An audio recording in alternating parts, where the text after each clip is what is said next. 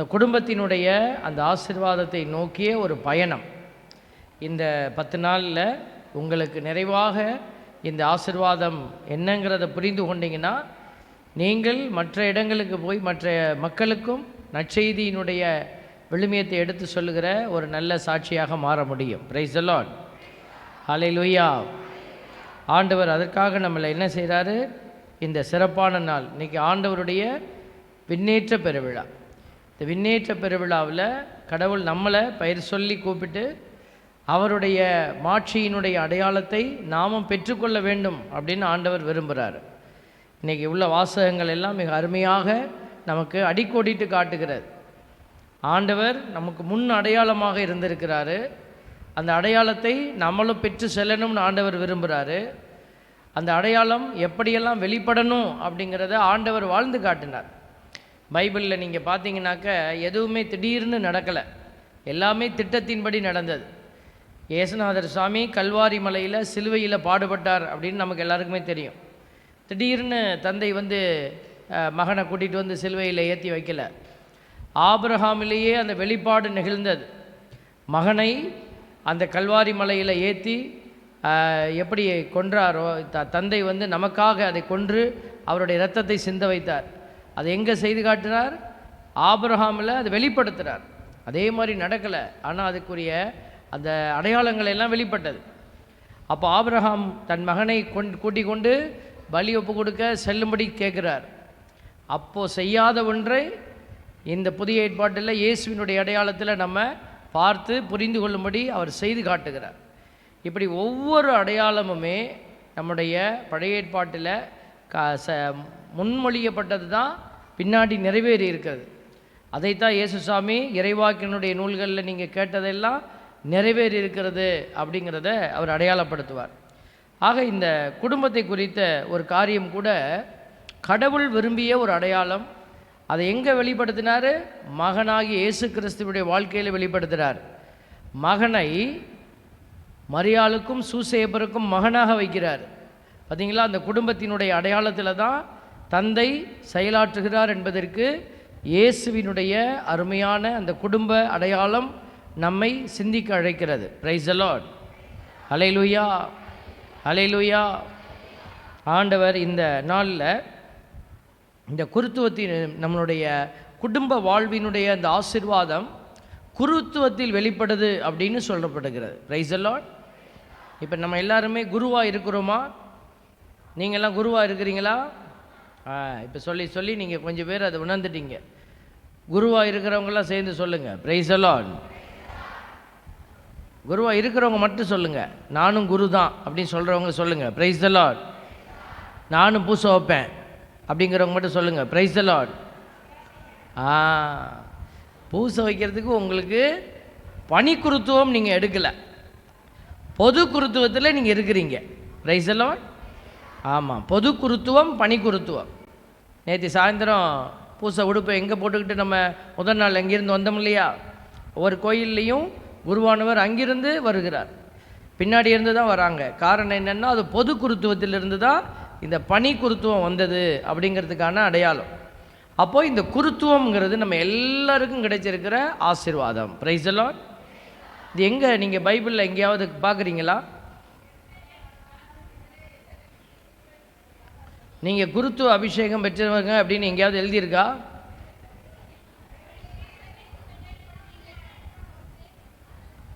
நான் அடிக்கடி சொல்கிறது 1 பேதுரு 2:9. 1 பேதுரு 2:9. நீ தெரிந்தெடுக்கப்பட்ட வழிமரபு, அரச குருக்களின் கூட்டம். பார்த்தீங்களா? அரச குருக்களின் கூட்டம். அதனால தான் ஆண்டவர் நம்மளை தேடி வந்தாருன்னா அவர் இயேசுவா தேடி வந்தது மட்டும் இல்லை, இப்பொழுதும் ஒவ்வொருவர்கிட்டையும் ஆவியானவர் நம்மளை தேடி வராரு. கூப்பிடுகிற போது அவர் என்ன செய்கிறாரு? அந்த அடையாளங்கள், தண்ணீரை எடுத்து குழந்தையின் மீது ஊற்றி குருவானவர் சொல்ல வேண்டிய அந்த வழிமுறையான வார்த்தைகளை சொல்லுகிற பொழுது அந்த இடத்துல ஒரு அற்புதம் நடக்கிறது. அது என்னது? ஆவியானவருடைய வருகை நிகழ்கிறது. Price the Lord. அதனால தான் நம்ம பாட்டு பாடுறோம். என்ன பாட்டு பாடுறோம்? கடவுள் நம்மளை தேடி வந்தார்னு பாடுறோமா இல்லைங்களா? தேடி இயேசு வந்தார், என்னை தேற்றி வாழ வைத்தார் பாடுறோமா இல்லைங்களா? தேடி வந்த தெய்வம் இயேசு, என்னை தேடி வந்த தெய்வம் இயேசு. பாடுங்க.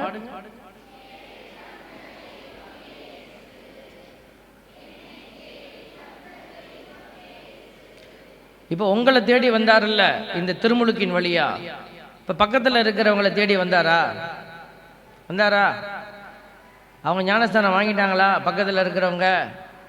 அப்போ அவங்களையும் தேடி வந்தார்ல, அவங்கள பார்த்து சொல்லுங்க, தேடி வந்த தெய்வம் இயேசு, உன்னை தேடி வந்த தெய்வம் இயேசு, வாடி நின்ற உன்னையே வாழ வைத்திட தேடி வந்த தெய்வம் இயேசு. பார்த்தீங்களா? நம்ம வாடி நின்னோன்னா, இந்த வெயில் நாளில் வாடி இருக்கல, இந்த ஆத்மா வழி தெரியாமல் வாடி நின்ற பொழுது, ஒரு குழந்தை பிறந்த உடனே அது வழி தெரியாது நிற்கிறது.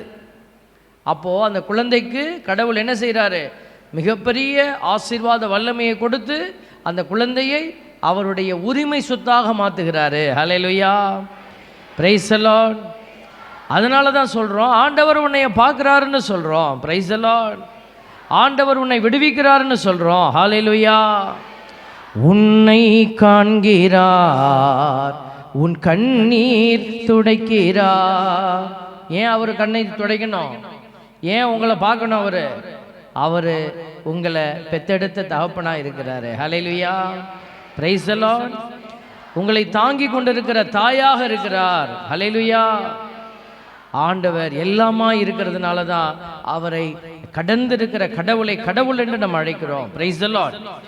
ஆகவே இந்த அன்புக்குரிய தெய்வம் நமக்கு கொடுத்திருக்கிற அடையாளங்கள், நீங்களும் நானும் இந்த குருத்துவ அபிஷேகத்தை பயன்படுத்தணும்னு ஆண்டவர் விரும்புகிறாரு. அப்போ இந்த குருத்துவ அபிஷேகத்தை எங்கே பயன்படுத்துறது? இது மாதிரி ஒரு பீடம் வச்சு வீட்டில் எல்லாரும் பூச வைக்கலாமா? இதான் குருத்துவ அபிஷேகத்தை வெளிப்படுத்துகிறதா? இல்லை. இங்கே பலிபீடத்தில் வைக்கிறது ஒரு அடையாளம், ஆனால் குருத்துவ அபிஷேகத்தை வாழ்வாக்குவது, அதான் பலியாகிற ஒரு நிலை. இந்த குருத்துவ அபிஷேகத்தை நாமளும் என்ன செய்யணும்? செயல்படுத்தணும்னு ஆண்டவர் விரும்புகிறாரு. இப்போ பாருங்கள், சீராக்கின் ஞான நூல் எடுங்களேன், 25 ஆண்டுடைய வார்த்தை சொல்லுது பாருங்கள். 25:1 வாசிங்க. என் மனதிற்கு பிடித்தவை மூன்று, அவை ஆண்டவர் முன்னும் மனிதர் முன்னும் அழகுள்ளவை. பார்த்தீங்களா? இது நம்ம சொல்லக்கூடிய காரியம் கடவுளுக்கு மட்டும் பிடிக்கும், ஆனால் மற்றவங்களுக்கு நான் செய்கிறது பிடிக்காதுன்னா அது தப்பு. மற்றவங்களுக்கு பிடிக்கும், கடவுளுக்கு பிடிக்காதுன்னா அதுவும் தப்பு. கடவுளுக்கும் பிடிக்கணும், அயலாருக்கும் அது பிடித்ததாக இருக்கணும். அப்போ 2 பேருக்குமே பிடித்தது தான் ஒரு நீதியான காரியம். அதுதான் சொல்லப்பட்டிருக்கிறது. என் மனதுக்கு பிடித்தவை 3, அவை ஆண்டவர் முன்னும் மனிதர் முன்னும் அழகுள்ளவை. வாசிங்க. அவை உடன்பிறப்புகளிடையே காணப்படும் ஒற்றுமை, அடுத்திருப்பவரோடு ஏற்படும் நட்பு, தங்களுக்குள் ஒன்றி வாழும் கணவன் மனைவியர். தங்களுக்குள்ளே சிஸ்டர் தான் சொல்கிறாங்க வேகமாக, நீங்கள் யாரும் சொல்ல மாட்டேங்கிறீங்க. தங்களுக்குள்ளே ஒரு அம்மா இங்கேருந்து திரும்பி பார்க்குறாங்க, எந்த சிஸ்டர் சொல்கிறாங்கன்னு தெரியலையே.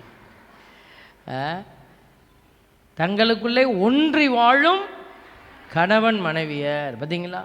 3 அழகான காரியத்தில் இந்த 3வது காரியம் பாருங்கள், ஆண்டவர் கொடுக்குற அடையாளம். ஆண்டவர் இன்னைக்கு நம்மளை தேடி வராரு அப்படின்னா எதுக்கு தேடி வராரு? தன் பிள்ளைகள் பலன் அடையணும், தான் கொடுத்த வேலையை அதுங்க செய்யணும்னு ஆண்டவர் விரும்புகிறார். அதுதான் கடவுளுடைய விருப்பம். பிள்ளைகளை நம்ம வெறுமையாய் நின்றுட்டு கடவுள்கிட்ட போக முடியாது. பலன் கொடுக்காத மரமாக இருந்து நீங்கள் கடவுளுக்கு முன்னாடி நிற்க முடியாது. Price the Lord. கடவுள் நம்மளை பலன் கொடுக்குற, அதான் மிகுந்த கனி தந்து, சும்மா கொஞ்சோண்டு கொடுக்கறது இல்லை, மிகுந்த கனி தந்து என் சீடராயிருப்பதே என் தந்தைக்கு மாட்சி அளிக்கிறதுங்கிறத மறந்துடக்கூடாது. இது எங்கே வருது? யோவான் நற்செய்தியில் 15:8 இறைவார்த்தையை அடிக்கடி நம்ம ரிப்பீட் பண்ணுறோம். எதுக்கு? கதையெல்லாம் ஞாபகம் வச்சுக்கிட்டு இறைவார்த்தையை வெளியில் வைக்கக்கூடாது. கதை கன்றாவியெல்லாம் வெளியில் வச்சுட்டு இறைவார்த்தையை உள்ளே வைக்கணும். Praise the Lord. Hallelujah, hallelujah. கருத்தோடு துதிக்கிற பிள்ளைகள் கருத்தோடு ஆண்டவருடைய காரியத்தில் செயல்படணும். Praise the Lord. இங்கே துதி கன மகிமை எல்லாம் இருக்குது, நிறைவாக இருக்குது.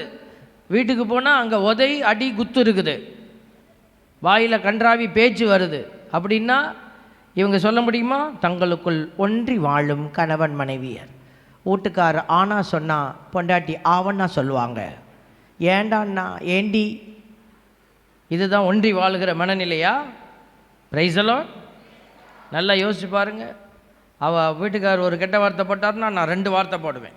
மனைவி 2 வார்த்தை போட்டால் நான் 4 வார்த்தை போடுவேன். அவங்க பூரிக்கட்டை எடுத்தால் நான் கையில் கிடக்கிற கரண்டியை எடுப்பேன். இதுதான் நம்மளுடைய என்னது கம்பேட்டிபிலிட்டின்னு சொல்லுவாங்க. இதுதானா நம்மளுடைய வாழ்க்கை முறையாக இருக்க முடியுமா? இல்லை. அப்போது எதிர்த்து போராடுகிற ஒரு மனநிலை நமக்கு வேணும். எதிர்த்து போராடுறதுனா என்ன? கட்டி பிடிச்சி புரண்டு போராடுறதில் இல்லை, ஆயுதத்தை தூக்குறதில் இல்லை, ஆண்டவரோடு போராடி வெற்றி பெறுதல். ஹல்லேலூயா. நேற்று நான் அதான் சொன்னேன். நான் இஸ்ரேல் என்ற கடவுள் எதுக்கு நம்மளுக்கு பேரை கொடுத்துருக்கிறாருன்னா, நீ கடவுளோடு போராடி வீட்டை வெற்றி பெற வைக்கணும். Praise the Lord. பிள்ளைகளுக்காக இன்றைக்கி நிறைய பேர் கவலைப்படுறீங்க, கணவனுக்காக கவலைப்படுறீங்க. எவ்வளவு நேரம் நாம் கவலைப்படுற அந்த நபருக்காக முட்டி போட்டு கை உயர்த்துறோம்? யோசிச்சு பாருங்கள். அன்று மோசே மக்களை வழிநடத்துகிற ஒரு தலைவராக இருந்தார். மக்கள் செய்ய வேண்டியதை செஞ்சுக்கிட்டு இருந்தாங்க, போரிட்டு கொண்டு இருந்தாங்க. இவர் முட்டி போட்டு கை தூக்கி இருந்தார். அதே போல் ஒவ்வொரு இடமும், இந்த இடத்துல நாங்கள் வந்தப்போ இந்த இடம் ஒரு கொஞ்சம் வறண்ட நிலையமாக இருந்தது. நான் ஆண்டவர்கிட்ட கேட்டேன், என்னப்பா செய்யணும் இந்த இடத்துல? ஒன்றுமே எனக்கு புரியல. நானும் பலவீனனாக நின்னேன், கலங்களாக நின்னோம்.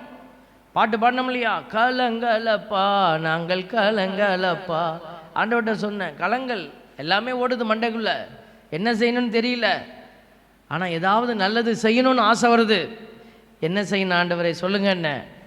ஆண்டவர் அப்போ தான் ஒரு அருமையான ஒரு அடையாளத்தை கொடுத்தார். பிள்ளைகளை, பரிந்துரைத்து ஜெபி அப்படின்னார். பரிந்துரை ஜெபம், பரிந்துரைத்து ஜெபி. அப்போ தான் நான் யோசித்தேன், சாலக்குடிக்கு போயிருக்கிறேன், ஏலாவூர் போயிருக்கிறேன், நம்ம பல தியான இல்லங்களுக்கு தாபோருக்கு போயிருக்கோம், பாம்பேயில். எல்லா இடத்துலையும் அவங்க வச்சிருக்கிற ஒரு அருமையான அடையாளம் என்னன்னா பரிந்துரைத்து ஜெபிக்கிறது. பரிந்துரைத்து ஜெபிக்கிறதுனா என்ன? ஆண்டவரே அவனுக்கு அது கொடுங்க, ஆண்டவரே ஆண்டவரே இவருக்கு இதை கொடுங்க ஆண்டவரே அப்படின்னு மற்றவங்களுக்காக கேட்குறது. ஆண்டவரே பிரியாணி வாங்கி கொடுங்க ஆண்டவரே எனக்கு. நமக்கு கேட்குறதில்ல, இல்லை, அடுத்தவங்களுக்காக நம்ம பரிந்துரைத்து கேட்குறது. அப்படி கேளு, பரிந்துரைத்து ஜெபின்னாரு பாருங்க. அப்போது இந்த இடத்துல நம்முடைய ஊழியர்களை வைத்து 15 குழுக்களை உருவாக்கினோம். நம்ம வெற்றிக்கான அடையாளத்தை நான் சொல்லிட்டு வரேன். 15 டீம் இந்த இடத்துல உருவாக்கணும். அந்த 15 டீம் என்ன செஞ்சாங்க? அவங்களுக்கு கொடுக்கப்பட்ட நேரத்தில் வந்து அங்கே நற்கருணை ஆண்டவருக்கு முன்னாடி உட்காந்து ஆண்டவரேன்னு கத்தி அவங்க கதறுவாங்க ஆண்டவர்கிட்ட. எதுக்கு கதறாங்க? ஆல்பட்டு சாமிக்கு ஒரு 5 லட்சத்தை போட்டு விடுங்க ஆண்டவரே, ஆல்பட்டு சாமிக்கு நல்ல அங்கி வாங்கி கொடுங்க ஆண்டவரே, அப்படி கதறுவாங்களா? இல்லை. நாங்கள் இன்டென்ஷன் கொடுப்போம். இன்னாருக்கு தலையில் இரத்த கசிவு இருக்குதான், இன்னாருக்கு நரம்பு தளர்ச்சி இருக்குதான், இன்னாருக்கு பிரெயின் கேன்சர் இருக்குதான் அப்படின்னு இன்டென்ஷன் வரும் பாருங்கள், எல்லாத்தையும் கொடுத்துருவோம். அந்த டீம் மெம்பர்ஸ் அங்கே நின்று கதறுவாங்க. ஹல்லேலூயா. இங்கே நிறைய பேர் இருக்கிறாங்க. அந்த மாதிரி அந்த டீமில் இருந்தவங்க இங்கே இருக்கிறீங்களா? பரிந்துரை ஜெபத்தில் இருக்கிறவங்க மட்டும் கை தூக்கி காட்டுங்க, கை அசைத்து காட்டுங்க. பாருங்கள், இவ்வளோ பேர் இன்னும் வெளியில் இருக்கிறவங்களாம் இருக்கிறாங்க. இவ்வளோ பேரும் கதறலை ஆண்டவர் கேட்டார், இந்த இல்லத்தை உயர்த்தினார். Price the Lord. இப்போ இவங்கெல்லாம் ஒரு பக்கம் கதறிக்கிட்டு இருக்கும்போது நான் மட்டும் காலாட்டிக்கிட்டு உட்காந்துருக்க முடியுமா? நான் என் நேரத்தில் போய் நான் கையை உயர்த்தி ஆண்டவரேன்னு நான் கூப்பிட்டேன். ஆண்டவர் நம் எல்லோருடைய ஜெபத்தையும் இந்த இடத்துல மாபெரும் வெற்றியாக்கி கொடுத்தாரு. இந்த இடத்துல அவர் பொருள் உயர்வை மட்டும் கொடுக்க மாட்டார், ஆசீர்வாத உயர்வையும் கொடுத்தார். அநேக சாட்சியத்தை ஆண்டவர் கண்ணில் காட்டினார். இப்போ இங்கே செய்தவர் அங்கேயும் அப்படி தான் செய்வார், அங்கேயும் அப்படி தான் செய்வார். அப்போ நீங்கள் உங்கள் வீட்டுக்குள்ளே ஜெயிக்கணும், உங்கள் குடும்பம் ஜெயிக்கணும் அப்படின்னா, பிள்ளைகள் வாழ்வு ஜெயிக்கணும் அப்படின்னா, குடும்பத்தில் இருக்கிறவங்க என்ன செய்யணும்னா கையை உயர்த்த ஆரம்பிக்கணும். ஆண்டவர்கிட்ட நீங்கள் உங்களுக்காக ஜெபிக்காமல் மற்றவர்களுக்காக நீங்கள் ஜெபிக்க ஆரம்பிக்கும் போது அந்த குடும்பம் நோவாவின் குடும்பத்தை போல கட்டாந்தரையில் கப்பலை கட்டிய பொழுது எல்லோரும் இகழ்ந்தார்கள். நீங்கள் கையை உயர்த்திட்டு கிடப்பீங்க, எல்லாரும் சொல்லுவாங்க, இப்படி கையை உயர்த்திட்டு கிடக்கிறானே இவன், கடவுள் வந்து காப்பாற்றிடுவாரா? ஆண்டவர் இறங்கி வருவார். அவர் உண்மையுள்ள தேவன், அவர் வாக்கு மாறாத தேவன். உன்னை நான் கைவிடவே மாட்டேன் என்று சொன்ன தேவன் அவர். Price the Lord. அவர் இறங்கி வருவார், உங்களை உயர்த்துவார். உங்கள் குடும்பம் ஆசீர்வதிக்கப்பட்ட குடும்பமாய் மாறும். இயேசு ஆண்டவர் அதை செய்து உனக்கு முன்னாடி அவர் நிற்பார். நான் தான் உன் தெய்வம் அப்படின்னு சொல்லுவார். உன்னை நானே தெரிந்து கொண்டேனே, ஆண்டவர் சொல்றாரு, உன்னை நான் என்ன செஞ்சேன்? தெரிந்து கொண்டேன். எதற்கு? நான் செய்கிற செயல்களுக்கு நீ சாட்சியா மாறணும். ஆண்டவர் அதுக்கு தான் நம்மளெல்லாம் கூப்பிட்டுருக்கிறார். நான் ஊர் ஊரா போய் இதைத்தான் சொல்லிட்டு இருக்கிறேன். இதை செய்தின்னா ஆண்டவர் உன்னை சாட்சியா மாற்றுவார். நிறைய பேர் ஜெபிக்கிறாங்க. என்ன எப்படி ஜெபிக்க ஆரம்பிச்சிட்டாங்கன்னாக்க, அடுத்தவங்களுக்கு இன்றைக்கி எல்லாம் வாட்ஸ்அப் இதெல்லாம் வந்துச்சு இல்லை, ஏதாவது குரூப் ப்ரேயர் மாதிரி போட்டுக்கிட்டு தங்கள் பெருமை விளங்க முடியாது செய்கிறாங்க. அங்கே நமக்கு உயர்வு வராது, அடி விழுவோம். ஆண்டவர் சொல்லாததை நீ செய்து உன் பெருமை விளங்க செய்தீங்கன்னா, அதான் ஏற்கனவே நான் சொல்லியிருக்கிறேன், சில பேர் வீட்டில் வந்து ப்ரேயர் நடத்துகிறேன்னு சொல்லி செய்கிறது. கடவுள் சொன்னால் செய்யலாம், கண்டிப்பாக செய்யணும். அப்போ நம்ம கடவுள்கிட்ட தூய ஆவிகிட்ட நம்ம புரிந்து கொள்ளணும், அவருடைய வெளிப்பாடுகளை புரிந்து செயல்படணும். ஆண்டவர் இன்னைக்கு நமக்கு சொல்லி கொடுக்குறாரு பாருங்க. இந்த குடும்பம் என்கிற அமைப்புக்குள்ளேயே நீங்கள் மிகப்பெரிய ஆசீர்வாதத்தை கொண்டு வர முடியும். இதுக்காக நீங்கள் வெளியில் போய் பெரிய கூட்டத்தில் நின்று தான் ஜெயிக்கணும்னு இல்லை. உங்கள் வீட்டுக்குள்ளே 3 பேர் 4 பேர், எங்கே 2 3 என் நாமத்தில் கூடி ஜெபிக்கிறீங்களோ அங்கே நான் இருப்பேன்னு சொன்னார். அப்போ கடவுள் வார்த்தையை மாற்றிடுவாரா? இல்லையே. அப்போ 2 பேர் வீட்டில் 3 பேர் கணவன் மனைவியாக நீங்கள் உட்கார்ந்தீங்கன்னா போதும், உங்கள் வீட்டையே நீங்கள் காப்பாற்றி விடலாம். ஆண்டவர் அதுக்கு தான் சொல்லி கொடுக்குறாரு பாருங்கள். இந்த தங்களுக்குள் ஒன்றி வாழும் கணவன் மனைவியர் அப்படிங்கிறது கணவன் மனைவியாக இணைந்து போராடுகிற ஒரு போராட்ட மனநிலை. கடவுளோடு போராடணும், பிள்ளைகளோட போய் பேசி பேசி போராடுறதில்ல. சில பேர் வாழ்க்கையை எப்படி கண்டுபிடிக்கிறது தெரியலை, வந்து கேட்குறாங்க என்ன செய்யணும், என்ன ஒன்றும் செய்ய வேண்டாம், நீ முழங்கால் போட்டு கடவுள்கிட்ட ஜெபி, அவ்வளோதான். நன்றி கூறி ஜெபிங்க. நிறைய பேர் ஜெபிக்கிறாங்க, ஆண்டவரே இதை கொடு, ஆண்டவரே அதை கொடு, ஆண்டவரே. கடவுளை கமாண்ட் பண்ணுறதுக்கு உனக்கு என்ன அதிகாரம்? பிரைஸ் தி லார்ட், ஹல்லேலூயா. ஆண்டவரை கமாண்ட் பண்ணவே முடியாது. நம்ம கடவுள் என்ன வழி காட்டுறாரோ அந்த வழியில் நம்ம செயல்படணும். பவுலும் சீலாவும் சிறைச்சாலையில் கட்டுகள் கம்பிகளால் நம்ம நடிச்ச சங்கிலிகளால் கட்டப்பட்டு அறைகளெல்லாம் அடைக்கப்பட்டு கிடக்கிறது. அவங்க உட்காந்துக்கிட்டு புலம்பலையே. அவங்க என்ன பண்ணாங்க? சப்தமாக பாடி துதிக்க ஆரம்பித்தாங்க. அவர்கள் நிலம் அதிர்ந்தது, கதவுகள் உடைந்தது, அந்த கட்டுகள் அருந்து விழுந்தது. அங்கே பாடுனதை எல்லாரும் கேட்டாங்களாம். நம்ம பாடுறதை யாரும் கேட்குறாங்களா? வீட்டில் நம்ம பாடுற சத்தம் பக்கத்து வீட்டுக்கே கேட்குறதில்ல. பாருங்களேன், நிறைய பேர் டிவியில் பாடுறத அவங்க பாடுறதாவே நினச்சிக்கிறாங்க. தயவு செய்து டிவி வந்து காம்பன்சேட் பண்ண முடியாது. பிரைஸ் எல்லாம் யூடியூப் காம்பன்சேட் பண்ண முடியாது. ஆல்பர்ட் பேசுகிறத நீங்கள் யூடியூப்பில் கேளுங்க, ஆனால் கேட்டுட்டு என்ன செய்யணுமோ அதை நீங்கள் செஞ்சால் தான் உங்கள் ஆசீர்வாதம். ஆல்பர்ட் டிவி யூடியூப்பில் சாப்பிட்றாருன்னு வச்சுக்கோங்களேன், இது பாருங்கள், இது ஜாங்கிரி பாருங்கள், இது பாருங்கள் லட்டு பாருங்கள், இதை பார்த்துட்டு அவங்களுக்கு எல்லாம் திருப்தி ஆகிடுமா? சொல்கிறவங்க சொல்லுவாங்க, நம்ம போய் வாங்கி சாப்பிட்டு பார்க்கணும்ல, அதுதானே அனுபவம். நீங்கள் நிறைய பேர் சொல்கிறாங்க, நான் காலையிலேருந்து சாயந்தரம் வரைக்கும் மாதா டிவி பார்த்துட்டே இருப்பேன், மாதா டிவி பார்த்துட்டே நீ நாசமாக போவேன். மாதா டிவி உன்னை நாசமாக பார்க்குறது இல்லை, உன் ஆட்டிடியூடை சொல்கிறேன் நான். யூடியூப் ஆல்பர்ட் யூடியூப்பை பார்த்தா மோட்சத்துக்கு போடுவோமா? இல்லை. அதனால் எப்போ பார்க்கணுமோ பார்த்துட்டு எப்போ ஆஃப் பண்ணணுமோ ஆஃப் பண்ணிவிட்டு நீ கை உயர்த்தி ஆண்டவரை துதிக்கணும். உங்களுடைய என்னுடைய தனிப்பட்ட ஜெபந்தான் ஆண்டவர் கேட்கிற ஜெபம். வழிகாட்டுகிற வழிகாட்டுதல்களை எல்லாம் நம்ம என்ன செய்யக்கூடாது. நமக்கு பெரிய சோர்ஸாக ஆண்டவருக்கு முன்னாடி, ஆண்டவரே நான் தினமும் டிவியை பார்த்துக்கொண்டே இருந்தேன், ஆராதனை பார்த்துக்கொண்டே இருந்தேன், பார்த்துக்கிட்டு தான் இருந்தேன், நீ ஜெபமே பண்ணல. தயவு செய்து ஏமாற்றி கொள்ளாதீங்க. அதுக்காக தான் இதெல்லாம் நான் சொல்கிறேன். உடனே எதிராக பேசுகிறாரு சாமியார் அப்படின்னு சொல்லலை. அதனால் தயவு செய்து புரிந்து கொள்ள வேண்டும். நாம் பார்க்க வேண்டிய நேரத்தில், ஃப்ரீயாக இருக்கிற நேரத்தில் பாருங்கள். அங்கே சொல்லப்படுகிற செய்திகளை உள்வாங்கி நீங்கள் என்ன செய்யணும், ஆண்டவருக்கு முன்னாடி போராடுகிற போராட்ட வீரர்களாக இறங்கி வரணும். ஹல்லேலூயா, பிரைஸ் தி லார்ட். அப்படி இறங்கி வரும்போது உங்களுக்கு ஆற்றலும் வல்லமையும் வெளிப்படும். பாருங்கள், இந்த குடும்பம் அப்படிங்கிற கான்செப்ட் பார்த்தீங்கன்னா ஃபேமிலி கம்யூனியன். நம்ம இந்த கம்யூனியன்கிற வார்த்தையை கேட்டிருக்கீங்களா? கம்யூனியன்னா என்ன வார்த்தை? கம்யூனியன்னா என்ன தெரியல. கம்யூனியன் என்னடா இங்கிலீஷ் வார்த்தையாக இருக்கு. ஃபாதர், எங்கள் வீட்டில் இப்படி சொன்னால் புரியும் உங்களுக்கு. எங்கள் வீட்டில் எங்கள் பாட்டி படுத்துட்டாங்க ஃபாதர், எந்திரிக்க முடியாது, கொஞ்சம் கம்யூனியன் கொண்டு வரீங்களா, கம்யூனியன் கொண்டு வரீங்களான்னு கேட்பாங்க. அப்படின்னா என்ன அர்த்தம்?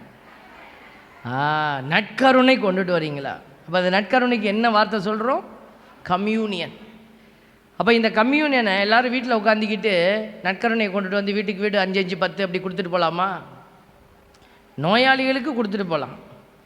அப்போ அந்த கம்யூனியனுங்கிற நற்கருணையை பெறுவதற்கு எங்கே வரணும்? நம்ம எல்லாம் ஒன்று கூடி வரணும். கம்யூனியன் பார்த்தீங்களா? அப்போ ஒரு குடும்பமாகப்பட்டது இந்த கம்யூனியனுக்குள்ளே இருந்தால் தான் அது அந்த நற்கருணையினுடைய சாட்சியாக இருக்குதுன்னு சொல்ல முடியும். ஒரு குடும்பத்தில் ஒரு கணவரோ மனைவியோ பிள்ளைகளோ குடும்பத்தோட இணையலை அப்படின்னா he is not in communion, அந்த குடும்பத்தினுடைய ஒன்றிப்பில் இல்லை. அதனால் இந்த ஒன்றிப்பின் அடையாளமாக இருக்கிற நற்கருணையை பெற அவர் தகுதியற்றவராய் மாறுறார். அப்படி இருந்துட்டு வீட்டில் அப்பா அம்மாவை உதறி எரிஞ்சிட்டு, கணவனை மனைவியை உதறி தள்ளிட்டு அவமானப்படுத்திட்டு கோயிலில் வந்து ஆமேன் அப்படின்னு கையை நீட்டி நற்கருணையை வாங்கினா அதுதான் தகுதியற்ற நிலை. அதனால தான் இந்த பாருங்கள், இந்த குடும்பம் என்கிறது ஒன்றிப்பின் அடையாளம் அண்டு பார்ட்டிசிபேஷன், பங்களிப்பினுடைய அடையாளம். காலையிலேயே நான் சொன்னேன், ஒரு கணவன் தனக்குரிய பங்களிப்பை கொடுக்கணும், அம்மா வந்து தங்களுக்குரிய பங்களிப்பை கொடுக்கணும், பிள்ளைகள் அவரவருக்குரிய பங்களிப்பை கொடுக்கணும், பிள்ளைகளை கொடுக்க வைக்கணும், பிள்ளைகளுக்கு சொல்லிக் கொடுக்கணும், பெற்றோர்கள் பிள்ளைகளை வேலை செய்ய வைக்கணும், அவர்களுக்கு இதை செய்யுங்கன்னு சொல்லி அவங்களுக்கு முன்னிறுத்தணும். இந்த அனுபவத்தை எல்லாம் இந்த குடும்பம் கொடுக்கணும். பார்ட்டிசிபேட்டரி சர்ச், அதுதான் நம்மளுடைய திருச்சபை, எல்லாரும் பங்கெடுக்கிற ஒரு திரு அவை. அதில் கடைசியாக வரக்கூடிய வார்த்தை என்னென்னா மிஷன். அதுதான் நமக்கு கொடுக்கப்பட்டிருக்கிற அந்த இலக்கு. அப்போ பாருங்கள், நம்ம பைபிளில் நிறைய அடையாளத்தை பார்க்குறோம். யோசுவா புத்தகத்தில் 7வது அதிகாரம் 14வது இறைவசனம் சொல்லுது, குளங்கள் காலையில் நீங்கள் உங்கள் குளங்களுக்கு அருகில் வருவீர்கள், எந்த குளத்தை கடவுள் குறிப்பிடுகிறாரோ அந்த குளம் குடும்பம் குடும்பமாக அருகில் வரும், எந்த குடும்பத்தை கடவுள் குறிப்பிடுகிறாரோ அந்த குடும்பம் வீடு வீடாக வரும். அப்போ வீடு வேற குடும்பம் வேற, பல வீடுகள் அதாவது இவங்க குடும்பம் அவங்க குடும்பம் எல்லாம் சேர்ந்தது தான் குடும்பம். வீடு வீடுங்கிறது ஒரு தனிப்பட்டது. எந்த வீட்டை குறிப்பிடுகிறாரோ அந்த வீட்டார் ஆளாக வருவர். பார்த்தீங்களா? இப்படி நிறைய இடத்துல இருக்குது பைபிளில். அப்போ கடவுள் இதெல்லாம் விரும்பி இருக்கிறாரு, இந்த ஒன்றிப்பை விரும்புகிறாரு, எல்லாரும் சேர்ந்து இருக்கணுங்கிறத விரும்புகிறாரு. அதைத்தான் நம்ம இதில் புரிந்து கொள்ள வேண்டி இருக்கிறது. அப்போ இந்த இடத்தை நம்ம பார்க்கிற பொழுது கடவுளுடைய அந்த வருகை, கடவுளுடைய வருகையே ஒரு குடும்பம் என்கிற அமைப்புக்குள்ளே நிற்கிறத பார்க்குறோம். The families who became believers were islands of Christian life in an unbelieving world. நம்முடைய கத்தோலிக்க மறைக்கல்வியியல் சொல்லுது, கடவுளை நம்ம the families who became believers, குடும்பத்தில் எல்லாம் நம்பிக்கையாளர்களாக மாறும் பொழுது they were islands of Christian life. ஒவ்வொரு குட்டி தீவாக அவங்க நம்பிக்கையினுடைய வெளிப்படுத்தக்கூடிய அடையாளங்களாக அவங்க என்ன செய்கிறாங்க, இந்த நம்பிக்கையற்ற உலகத்தில் ஆங்காங்கே வாழ ஆரம்பிக்கிறாங்க. அப்போ எல்லாருமே ஆண்டவரை ஏற்றுக்கொண்ட ஒரு குட்டி தீவு போல் அங்காங்கே அவர்கள் நற்செய்தியை பறைசாற்றக்கூடிய சாட்சிகளாய் மாறுறாங்க. திருத்தூதர் பணியில் நீங்கள் பார்க்கலாம், ஆண்டவருடைய வார்த்தை சொல்லுது பாருங்கள். திருத்தூதர் பணி 18:8 சொல்லுது, தொழுகை கூட தலைவரான கிறிஸ்பு என்பவர் தம் வீட்டார் அனைவரோடும், பார்த்தீங்களா, வீட்டார் அனைவரோடும் ஆண்டவரிடம் நம்பிக்கை கொண்டார். குடும்பமாக அவங்க நம்பிக்கை கொள்வதை இந்த இடத்துல பார்க்குறோம். குடும்பமாக நம்பிக்கை கொள்ளுதல், தனிப்பட்ட நபராக நம்பிக்கை கொண்டார்கள் இல்லை, குடும்பமாக நம்பிக்கை கொள்ளுதல். அதே போல் திருத்தூதர் பணி 16:31 என்ன சொல்லுது பாருங்க. அதற்கு அவர்கள் ஆண்டவராகிய இயேசுவின் மேல் நம்பிக்கை கொள்ளும், அப்பொழுது நீரும் உன் வீட்டாரும் மீட்படைவீர்கள் என்றார்கள். அப்போது ஒருத்தருடைய அந்த நம்பிக்கை வாழ்க்கை அவரை மட்டுமல்ல அந்த குடும்பத்தையே மீட்கக்கூடிய ஒரு நல்ல அடையாளமாக மாறுகிறது. அதனால தான் குடும்பத்தில் யாராவது ஒருத்தராவது கடவுளுடைய கிருபைக்குள்ளே நின்னாங்கன்னா அவங்கள வச்சு கடவுள் என்ன செய்வார், அந்த வீட்டுக்குள்ளே பெரிய அற்புதத்தை செய்வார். திருத்தூதர் பணி 11:13 இருந்து வாசிக்கிறோம். அவர் தமது வீட்டில் வானதூதர் வந்து நின்றதை கண்டார். அத்தூதர் பேதுரு என்னும் பெயர் கொண்ட சீமோனை வரவழையும், நீரும் உம் வீட்டார் அனைவரும் மீட்பு பெறுவதற்கான வார்த்தைகளை அவர் உம்மோடு பேசுவார் என்று தமக்கு கூறியதாக எங்களுக்கு அறிவித்தார். பாருங்க, வானதூதர் வந்து என்ன சொல்றார் பாருங்க, நீரும் உம் வீட்டார் அனைவரும் மீட்பு பெறுவதற்கான வார்த்தையை அவர் பேசுவார். அப்போது வானதூதர் வந்து இந்த செய்தியை சொல்கிறாருன்னா இந்த குடும்பம் என்கிற அமைப்பு கடவுள் விரும்பி கட்ட விரும்புகிற ஒரு அமைப்பாக இருக்கிறது என்பதை இந்த வார்த்தைகள் வெளிப்படுத்துகிறது. பிரைஸ் தி லார்ட், ஹல்லேலூயா, ஹல்லேலூயா. அதனால தான் சொல்கிறோம், இந்த குருத்துவ பணி நம்மக்கிட்ட கொடுக்கப்பட்டிருக்கிற குருத்துவ அபிஷேகம், இந்த அபிஷேகம் எப்போ வந்துச்சு உங்களுக்கு? திருமுழுக்கின் பொழுது வந்த அபிஷேகம், நீங்கள் குருவாய் உயர்த்தப்பட்ட அபிஷேகம். இந்த அபிஷேகம் உங்களுக்குள்ளே எங்கே செயல்படுத்தப்படணும்னா குடும்பங்களில் செயல்படுத்தப்பட வேண்டிய ஒன்றாக இருக்கிறது. பிரைஸ் தி லார்ட், ஹல்லேலூயா. 1657வது எண் நம்முடைய கத்தோலிக்க மறைக்கல்வியல் 1657 ஆண்டுடைய வார்த்தை சொல்லப்பட்டிருக்கிறது. It is here, it is here, இங்கே தான் that the father of the family, குடும்பத்தில் இருக்கிற தலைவர். பிரைஸ் தி லார்ட், குடும்பத்தில் இருக்கிற தலைவர். தலைவர்னா யார்? ஆணா பெண்ணா? ஆண். ஆண்கள் தலைவர் என்கிற பொசிஷனை கடவுள் கொடுத்துருக்கிறார். Father of the family, the mother, children and all members of the family. வீட்டில் இருக்கிற மற்ற எல்லா, ஒரு தகப்பன், ஒரு தாய், பிள்ளைகள், மற்ற உறுப்பினர்கள், அதாவது தாத்தா, பாட்டி, அத்தை, மாமா, அப்படி இருந்தால் எல்லாருமே exercise the priesthood of the baptized. பார்த்தீங்களா, priesthood of the baptizedனா என்ன அர்த்தம்? priesthoodனா குருத்துவம், பேப்டைஸ்ட்னா என்ன? திருமுழுக்கு, ஞானஸ்தானம். ஞானஸ்தானத்தினால் கிடைத்த அந்த குருத்துவத்தை, இப்போ புரியுதா? ஆல்பர்ட் சாமி உங்களுக்கு குருத்துவம் இருக்குன்னு நான் சொல்லலை, இங்கே நம்முடைய கத்தோலிக்க திருச்சபை நமக்கு கற்றுக் கொடுக்குது. இந்த குருத்துவத்தினால், இந்த திருமுழுக்கினாலே உனக்கு கிடைத்த மிகப்பெரிய ஆசீர்வாதம் குருத்துவம் என்கிற அபிஷேகம். பிரைஸ் தி லார்ட், ஹல்லேலூயா. அந்த அபிஷேகத்தை நீங்கள் எப்படி பயன்படுத்தணுமா? இன் அ ப்ரிவிலேஜ்டு வே, சிறப்பான வழிகளில் பயன்படுத்த கடவுள் உங்களுக்கு கொடுத்துருக்கிறாரு. யார் யார் கொடுத்துருக்காரு?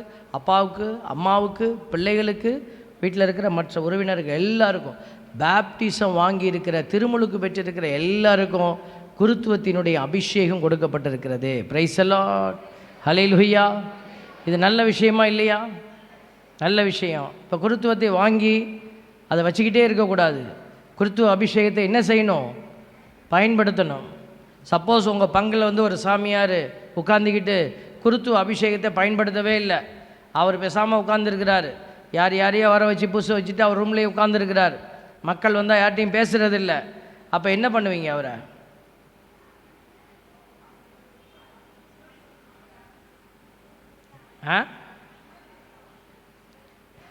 துரத்தி விட்டுருவோம் சாமி.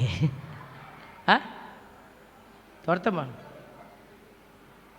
மாட்டோம். என்ன சாமியெல்லாம் துரத்தி விட்ட அப்புறம் வேதனை யார் சந்திக்கிறது? அதனால ஓரமாக உட்காந்து கரிச்சு கொட்டிக்கிட்டே இருப்போம், கட்டையில் போவானே அப்படி இப்படின்னு. அப்படியா? தேவ பிள்ளைகளே, ஈஸ் இன்வாலிட் இல்லையா? அப்போ என்ன செய்வான் சாமி? ஏன் வேலை செய்ய தெரியாத நீ ஏன் இங்கே வந்திருக்கிற அப்படின்னு சொல்லுவோம் இல்லையா? கம்ப்ளைண்ட் பண்ணுவோம் இல்லையா? நம்ம வேண்டான்னு சொல்லுவோம், இந்த கேரக்டர் எங்களுக்கு வேண்டாம் அப்படின்னு சொல்லுவோம்.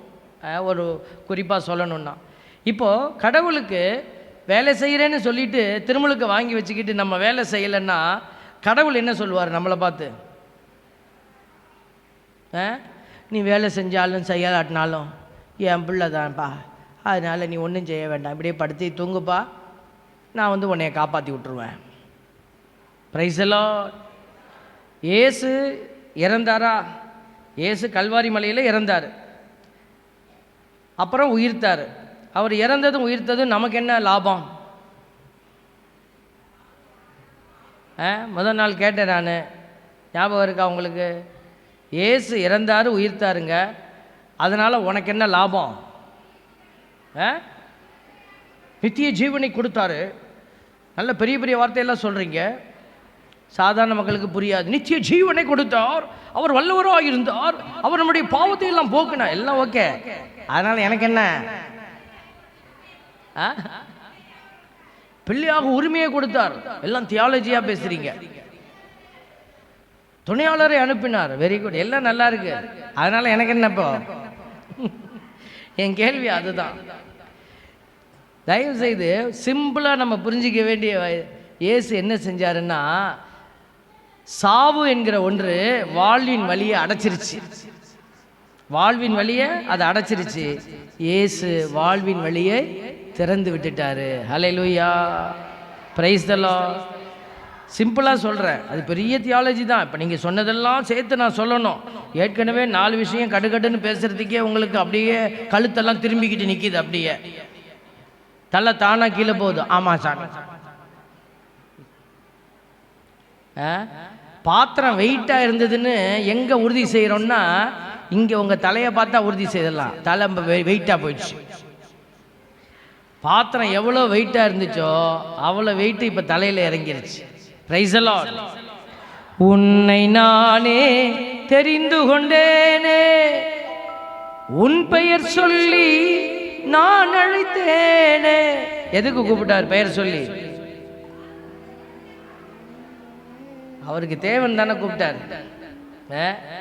அவர் கூப்பிட்டுட்டு உங்களை சும்மா விடுவாரா? அப்போ அவர் கூப்பிடும்போது நீங்கள் எஸ்ன்னு சொல்லிட்டு தானே வரணும். இப்போ வந்த உடனே உங்களுக்கு என்ன கொடுப்பாரு? வேலை கொடுப்பாரு. அந்த வேலையை தான் கொடுத்துட்டாரு. இப்போ ஒழுங்காக செய்கிறோமாங்கிறத பார்த்துக்கிட்டு இருக்கிறாரு. இப்போ உங்களுக்கு வீட்டுக்கு போய் வேலை, முதல்ல குடும்பம் இருக்குதான்னு பார்க்கணும்ல. கணவன் இருக்குதாரா, மனைவி இருக்கிறார், நமக்கு ஒரு ஃபேமிலி இருக்குதான்னு பார்க்கணும்ல. நிறைய வாலிப பிள்ளைகள் இந்த ஃபேமிலிக்குள்ளேயே போகிறதில்ல. இப்போது ஃபேமிலிக்குள்ளேயே போகிறதில்ல. அப்படியே என்ன பண்ணுறாங்க? தனியாக வாழ்ந்துக்கலாம் சாமி, எனக்கு என்ன இப்போ பிரச்சனை, நான் சந்தோஷமாக இருக்கிறேன். ஒரு பொண்ணு வந்து சொல்லுது, எனக்கு கல்யாணம் வேண்டாம். உங்கள் அம்மா வந்து அழுகுறாங்க, பேசலான்னு கூப்பிட்டோம், என்ன பிரச்சனை அப்படின்னு. அந்த பொண்ணு சொல்லுது, நான் தனியாக வாழ்ந்துட்டேன் ஃபாதர், என் கேட்டதெல்லாம் இவங்க வாங்கி கொடுத்தாங்க, இப்போ நான் இன்னொரு வீட்டுக்குள்ளே போய் அவங்க சொல்கிறத கேட்டு வாழணுன்னா எப்படி இது முடியுமா? அதனால் என்னை நிம்மதியாக விட்டுருங்க. நான் போனால் அவனும் நிம்மதியாக இருக்க முடியாது, அந்த வீடும் நிம்மதியாக இருக்காது, நானும் நிம்மதியாக இருக்க மாட்டேன். ஆர்கியூமெண்ட்டு நல்லா இருக்குது பார்த்தீங்களா? ஆர்கியூமெண்ட்டு நல்லா இருக்குல்ல? என்ன நல்லா இருக்கா இல்லையா? ஆர்கியூமெண்ட்டு நல்லா இருக்கு, ஆனால் சரியான ஆர்கியூமெண்ட்டா இது? இல்லை. அதனால தான் கடவுள் திட்டம் வச்சிருக்கிறார் பிள்ளைகளே. Purpose of life. இதை புரிஞ்சு கொள்ளாத வாலிப பிள்ளைகள் இருக்குது. சரி, சப்போஸ் கல்யாணம் பண்ணுறோம், வாழ்க்கையில் ஒரு பிரச்சனை வந்துச்சு, கணவனோ மனைவியோ பிரிஞ்சு போயிட்டாங்க, டைவர்ஸ் ஆயிடுச்சு, அத்தோட கதையை முடிச்சுட்டு உட்காந்துக்கலாமா? எல்லாம் முடிஞ்சிருச்சு, இனிமேல் எனக்கு ஒன்றும் இல்லை, யோசிக்கணும். ஓகே, அங்கே ஒரு லைன் தப்பாக போயிருக்கலாம், அடுத்த லைன் என்ன செய்யணும்? நம்ம சரியாக போடணும்.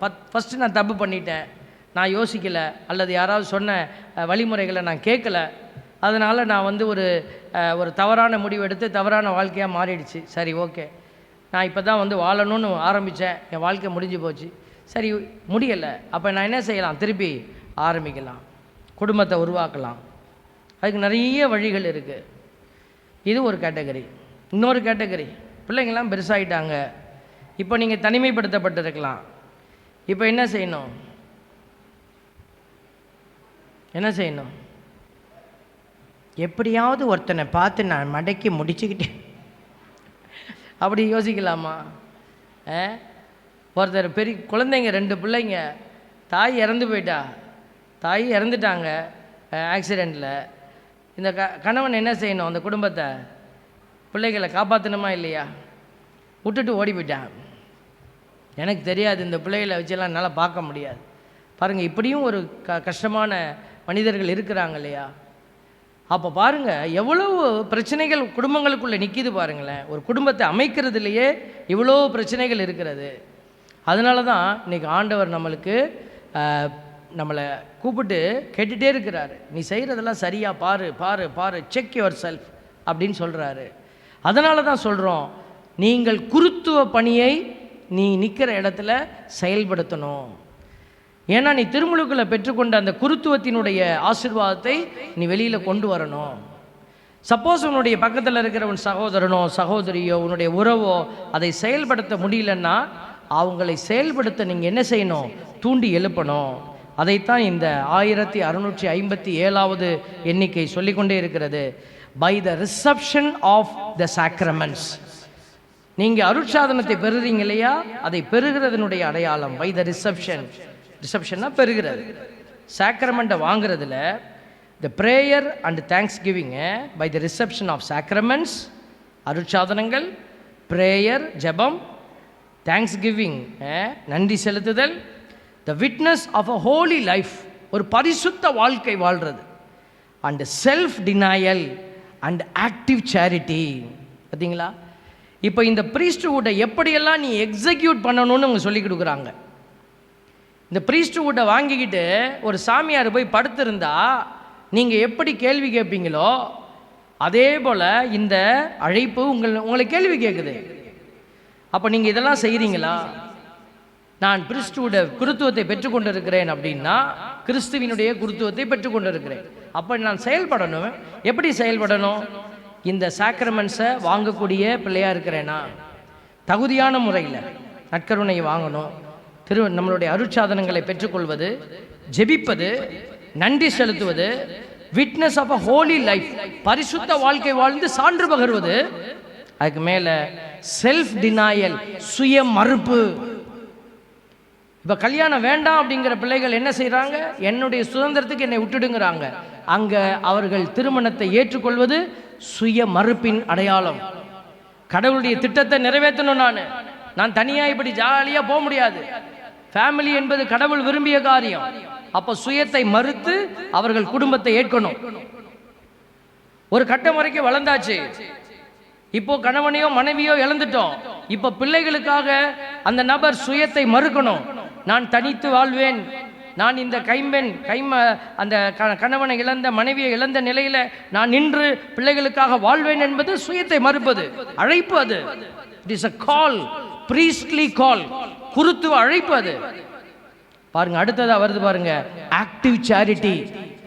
வீட்டுக்குள்ள இருக்கிறாங்க, கணவர் இருக்கிறாரு, மனைவி இருக்கிறாங்க, நல்லா கவனிங்க, ஆக்டிவ் சேரிட்டி வேணும். அதாவது கணவர் சம்பாரிச்சு கொண்டுட்டு காசை தூக்கி போட்டுட்டு சமைச்சு வைன்னு சொல்லிட்டு அவர் சாப்பிட்டு இருக்கிறது இல்லை. வீட்டுக்குள்ளே என்ன நடக்குது ஏது நடக்குது பார்க்கணும். மனைவி சாப்பிட்டாங்களா பார்க்கணும். அதெல்லாம் சாப்பிட்ருக்கோம், அது சாப்பிட்டது போல விளையாடலாம், அதெல்லாம் சாப்பிட்ருக்கோம். ஆக்டிவ் சேரிட்டி இல்லை. காசை கொடுத்துட்டேன்ல, ஏன் சோறாக்க வேண்டியதானே? மனைவி சோறாக்கி வச்சுட்டு இந்த சோறு இருக்க சாப்பிடுங்க போங்க, வேலையை செஞ்சிட்டாச்சு. ஆனால் ஆக்டிவ் சேரிட்டி இல்லை. ஆக்டிவ் சேரிட்டின்னா என்ன? உயிருள்ள ஒரு பாசத்துக்குரிய பகிர்வு அங்கே இல்லை. கணவர் சாப்பிட்டாரா, பிள்ளைங்க சாப்பிட்டாங்களா, பிள்ளைங்களுக்கு இது பிடிக்குமா, பிள்ளைங்க இதை விரும்பி சாப்பிடுவாங்களா, அல்லது இந்த காரியம் குழந்தைகளுக்கு நன்மையான காரியமா, பார்த்து பார்த்து செய்கிறதுக்கு பேர் தான் ஆக்டிவ் சேரிட்டி. இது இல்லை அப்படின்னா உங்களுடைய குருத்துவம் அங்கே தொங்கிக்கிட்டு இருக்குன்னு அர்த்தம். Praise the Lord, hallelujah. ஆண்டவர் இந்த இடத்துல எல்லாம் நமக்கு காட்டுறாரு. Thus the home is the first school of Christian life. குடும்பம் தான் முதல் பள்ளிக்கூடம் இந்த கிறிஸ்தவ வாழ்க்கை முறைக்கு. எல்லாரும் குடும்பமாக வாழ்கிறாங்க, உன் குடும்பமும் அப்படி தான் வாழுதுன்னா அதில் நீ கடவுளுக்கு முன்னாடி என்ன பெருமையாக சொல்ல முடியும்? யோசித்து பாருங்க. சில பேர் சொல்கிறாங்க, என் பிள்ளையெல்லாம் அங்கே செட்டில் ஆகிடுச்சு சாமி, இங்கே செட்டில் ஆகிடுச்சு, நாங்கள் தான் இங்கே இருக்கிறோம், எங்களுக்கு அதை பற்றி கவலை இல்லை. உங்கள் தலையில் உங்களுக்கு பொறுப்பு இருக்குது. பொறுப்பை நீ தட்டி கழித்தினா உன் தலையில் வரப்போகுது நெருப்பு. Price the Lord. சில வீடுகளில் நான் பார்க்குறேன், அப்பா அம்மா வளர்க்க வேண்டிய பிள்ளைய தாத்தா பாட்டி தூக்கி வச்சுக்கிட்டு வளர்த்துக்கிட்டு இருக்கிறேன். தேவ பிள்ளைகளே, தூக்கி போட்டுருங்க பிள்ளைய அவங்கவுங்ககிட்ட. ஏன்னா யாருமே இல்லைன்னா நம்ம வளர்க்கலாம், தாய் தந்தை இல்லை வளர்க்குறோம், ஓகே, அது ஓகே. அப்பா அம்மா 2 பேரும் வேலை செய்கிறாங்களாம், காசு சம்பாதிப்பாங்களாம். இவங்க பிள்ளைய வச்சுக்கிட்டு பிள்ளைக்கு யார் அப்பான்னு கூப்பிட தெரியல, யார் அம்மானு கூப்பிட தெரியல, பாட்டி அம்மானு கூப்பிடுது. அது பாட்டிக்கு ரொம்ப பெருமையாக இருக்குது. பாட்டிக்கு ரொம்ப பெருமை. அம்மா அம்மா வெக்கமே இல்லாமல் பாட்டி சொல்லுது, சொல்லு பாப்பா நீ பாட்டி, உன்னை அப்பாயின்னு கூப்பிடணும், அம்மாச்சின்னு கூப்பிடணும், உன்னை ஆயான்னு கூப்பிடணும். அதை கூப்பிட்டா வெக்கமா இருக்கான். அதனால நீ அம்மாவுடைய கேரக்டரை திருடி வச்சுக்கிற. Price the Lord. கொஞ்சம் பேர் பார்க்குறாங்க, ஏன் பாட்டி தாத்தாவை விட்டுட்டியே சாமி. நிறைய இடத்துல தாத்தாவை போய் அப்பான்னு எந்த பிள்ளையும் கூப்பிட்டு நான் பார்க்கல, ஆனால் பாட்டியை தான் அம்மானு கூப்பிட்றத பார்த்துருக்கேன். தாத்தாவை கூப்பிட்டாலும் தாத்தா பக்கத்தில் இருந்தாலும் சொல்லணும். பிள்ளைங்க பேர பிள்ளைகள் பாசம்லாம் இருக்க வேண்டியது தான். அவர்கள் கடமையை நிறைவேற்ற நீ உதவி தான் செய்யணுமே ஒழிய நீயே தூக்கி கடமையை வச்சுக்கிட்டு போகக்கூடாது. அது வேதனை. Price the Lord. அந்த குழந்தைகளுக்கு உண்மை என்னன்னு புரியாது பாருங்களேன். அதுங்களுக்கு உண்மை புரியும் பொழுது தாய் தந்தையுடைய அன்பு ஆதரவு இல்லாத ஒரு அந்த குடும்பத்தினுடைய ஆழத்தை புரியாத நிலையில வளர்ந்து உங்களால் அது வேதனைக்குள்ளே நிற்கும். அப்போ அதுக்கும் சேர்த்து நீங்கள் தான் பதில் கணக்கு காட்ட வேண்டும். அந்த வார்த்தைகளை பாருங்க. thus the home is the first school of Christian life and a school for human enrichment. ஒரு மனித நேயத்தை வளர்க்கக்கூடிய ஒரு அடையாளமாக இருக்கணுங்க குடும்பம். here one learns endurance.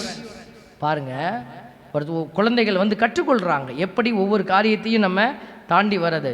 joy of work, பணி செய்வதில் இருக்கிற மகிழ்ச்சி என்னங்கிறத குழந்தைகள் கற்றுக்கொள்ளணும். fraternal love, எல்லார் மேலேயும் அன்பு செலுத்தக்கூடிய அந்த அன்பை குழந்தைங்க கற்றுக்கொள்ளணும். ஜெனரஸ் ஈவன் ரிப்பீட்டட் ஃபர்கிவ்னஸ், ஜெனரஸாக இருக்கிறது, பல தடவை நம்ம ரிப்பீட் பண்ணாலும் மன்னிப்பை மீண்டும் மீண்டும் பெற்றுக்கொள்ள கொடுக்கிறது.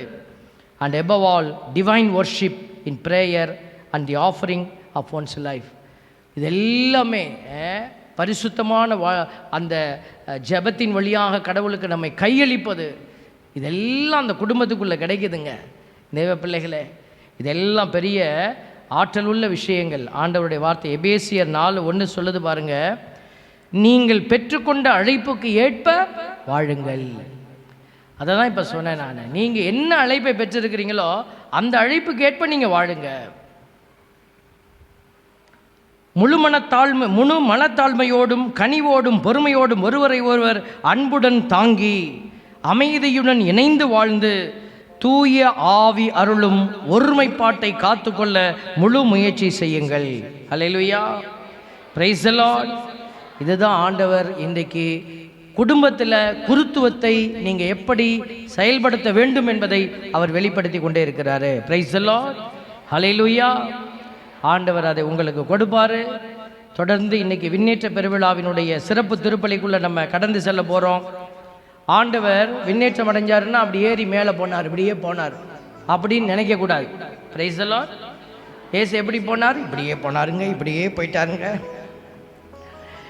ஏசு பிரசங்க நேரத்தில் நான் சொல்கிறேன், இப்படியே போனாரா அப்படின்னு நம்ம பேசுவோம். ஆனால் ஏசு ஒரு வார்த்தை சொன்னார், என்னாலும் நான் உங்களோட இருப்பேன். சரிங்களா? அப்போ நான் போயிட்டேன்ப்பா, என் வேலை முடிஞ்சிருச்சின்னு சொல்லலை. ஆல்பர்ட் சாமி அருங்கொடையிலேருந்து விட்டுட்டு போன பிற்பாடு இந்த பக்கம் திரும்பியே பார்க்க மாட்டேன். நான் சொல்ல முடியுமா, என்னாலும் நான் உங்களோடையே இருப்பேன், உண்டியல் காசை நானே வாங்கி கொள்வேன் அப்படி நான் சொல்ல முடியுமா?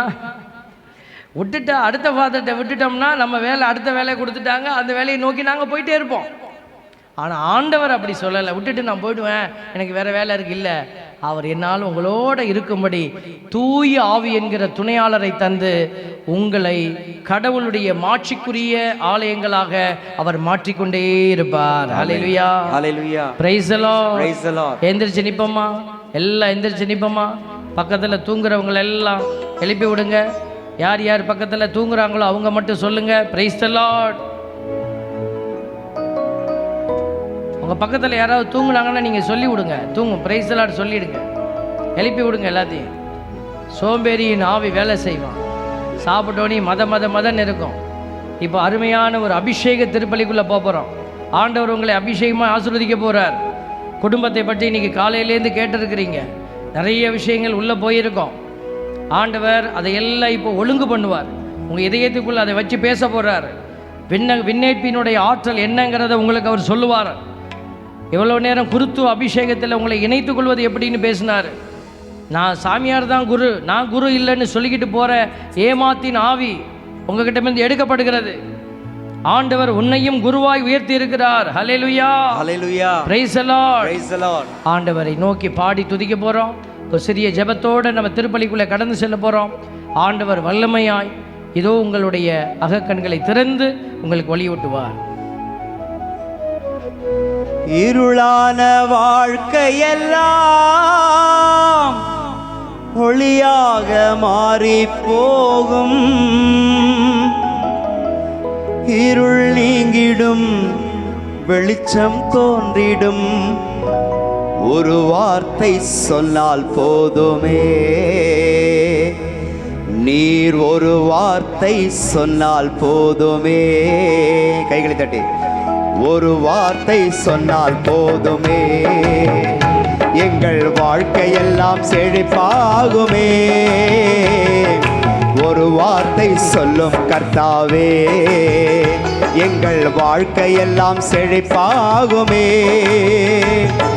வார்த்தையிலே சுகம், வார்த்தையிலே மதுரம், வார்த்தையிலே சுகம், வார்த்தையிலே மதுரம், வார்த்தையிலே எல்லாம் சந்தோஷம், வார்த்தையிலே எல்லாம் சந்தோஷம். ஒரு வார்த்தை சொல்லும் கர்த்தாவே, எங்கள் வாழ்க்கையெல்லாம் செழிப்பாகுமே.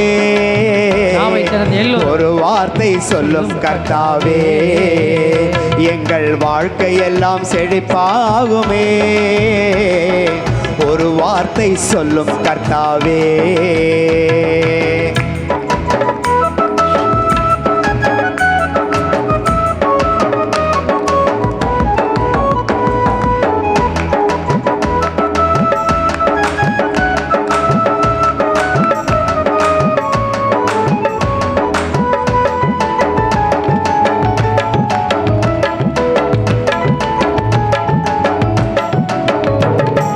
மாறாவின் தண்ணீரெல்லாம் மதுரமாக மாறி போகும். மாறாவின் தண்ணீரெல்லாம் மதுரமாக மாறி போகும். துக்கம் மாறிடும், கண்ணீர் மாறிடும். துக்கம் மாறிடும், கண்ணீர் மாறிடும். ஒரு வார்த்தை சொன்னால் போதுமே, நீர் ஒரு வார்த்தை சொன்னால் போதுமே. ஒரு வார்த்தை சொல்லும் கர்த்தாவே, எங்கள் வாழ்க்கையெல்லாம் செழிப்பாகுமே. ஒரு வார்த்தை சொல்லும் கர்த்தாவே.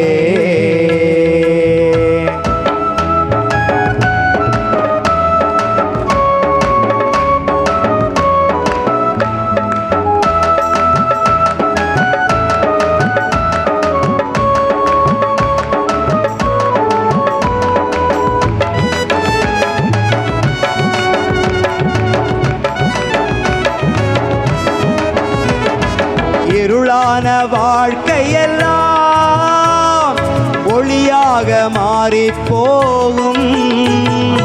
இருளான வாழ்க்கையெல்லாம் ஒளியாக மாறி போகும். இருள் நீங்கிடும், வெளிச்சம் தோன்றிடும்.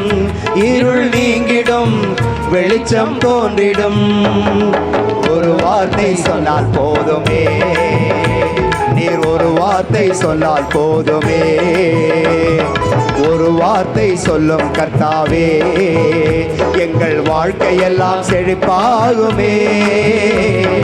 ஒரு வார்த்தை சொல்லும் கர்த்தாவே, எங்கள் வாழ்க்கையெல்லாம் செழிப்பாகுமே.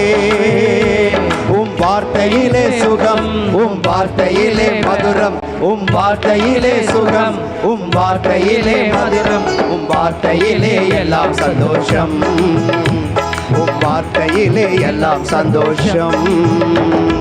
ஒரு வார்த்தை சொல்லும் கர்த்தாவே. கண்களை மூடி ஆண்டவரே ஒரு வார்த்தை சொல்லும் ஆண்டவரே. இதோ இந்த குடும்பங்கள் எல்லாம் ஆசீர்வாதத்திற்குள்ளே கடந்து வர ஆண்டவரே எங்களுக்கு நீர் கற்றுக் கொடுக்கிறீரப்பா. இந்த காரியங்கள் எங்களுடைய இதோ இந்த ஆசீர்வாதமான நேரத்தில் எங்களுக்கு அருளப்படுவதற்காக நன்றி. பல வேளைகளில் இந்த கடினமான உணவு எங்களால் உண்பதற்கு எங்களுக்கு கஷ்டமாக இருந்தாலும் கூட அதை நாங்கள் முயற்சி செய்வோம் அப்பா. ஆண்டவரே குடும்பங்களை கட்டி எழுப்ப ஒரு நல்ல பாத்திரமாக நாங்களும் இருந்து அநேக குடும்பங்கள் உம்மை நோக்கி ஓடி வர, அநேக குடும்பங்கள் உம்முடைய இரக்கத்தின்பால் கட்டி எழுப்பப்பட நாங்களும் ஆண்டவரே குடும்பங்களுக்காக செபிப்போம். ஆண்டவரே குடும்பங்களுக்காக நாங்களும் போராடுவோம் அப்பா. ஆண்டவரே குடும்பங்கள் சிதைவதை, பிசாசினுடைய திட்டத்தை நாங்கள் இதோ முறியடிப்போம் ஆண்டவரே. ஆண்டவரே உம்மை வெற்றி பெற செய்வோம். எங்கள் தந்தையை மாற்றிப்படுத்துவது தானே எங்களை படைத்ததனுடைய நோக்கமாக இருக்கிறது. எங்கள் செயல்பாடுகளினுடைய நோக்கமே தந்தை மாற்றி அடைய வேண்டும் என்பது தானே. ஆண்டவரே இதோ இந்த தந்தையை அவமானப்படுத்த, என் தந்தையை தோல்வியடைய செய்ய, என் தந்தையை இந்த மனுக்குலத்திற்கு முன்பாக தலைகுனிந்து நிற்க வைக்க முயற்சி செய்கிற பிசாசின் எல்லா விதமான அந்தகார இருளையும் இதோ நாங்கள் இணைந்து செபித்து முறியடிப்போம் ஆண்டவரே. குடும்பங்களை வெற்றியாக்கி பிசாசின் எல்லா தந்திரங்களையும் முறியடிப்போம் ஆண்டவரே.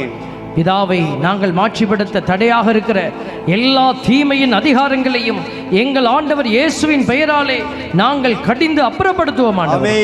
தெய்வீக இரக்கத்தினாலே எங்கள் குடும்பங்களை நாங்கள் நிறைத்து உடைய ஆசீர்வாதத்தோடு நாங்கள் கடந்து செல்ல தெய்வீக அருள் ஆசீர்வாதம் எங்களை நிரப்புவதாக இயேசுவின் கிருபைக்குள்ளாக எங்களை ஒப்புக்கொடுத்து செபிக்கிறோம். ஆமென்.